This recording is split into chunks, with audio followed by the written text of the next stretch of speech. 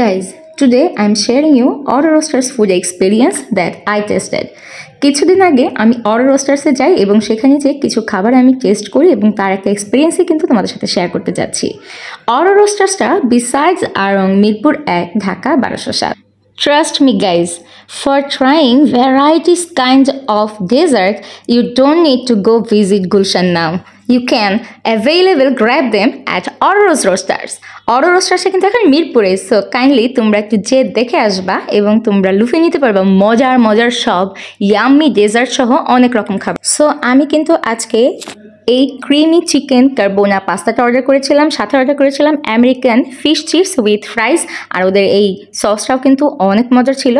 আর সাথে কিন্তু আমি অর্ডার করেছিলাম আজকে এই লেমন চাটটা, যেটাও অনেক সুইট একটা আইটেম ছিল।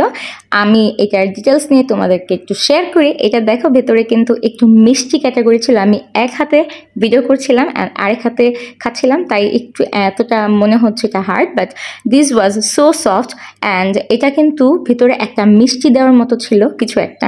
তো এটা খুব মজা ছিল, বাইরে একটু হুইপ ক্রিমের মতো, আর এটা মুখে নিতেই অনেক মেল্ট হয়ে যাচ্ছিল, সফট অনেক ছিল, খেতে অনেক মজা ছিল।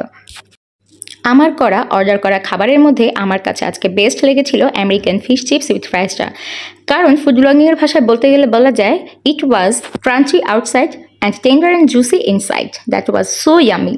And this creamy chicken carbonara pasta was average, কারণ আমার কাছে এই পাস্তাটা অতটা ভালো লাগেনি, তবে অনেক ফ্রেশই ছিল।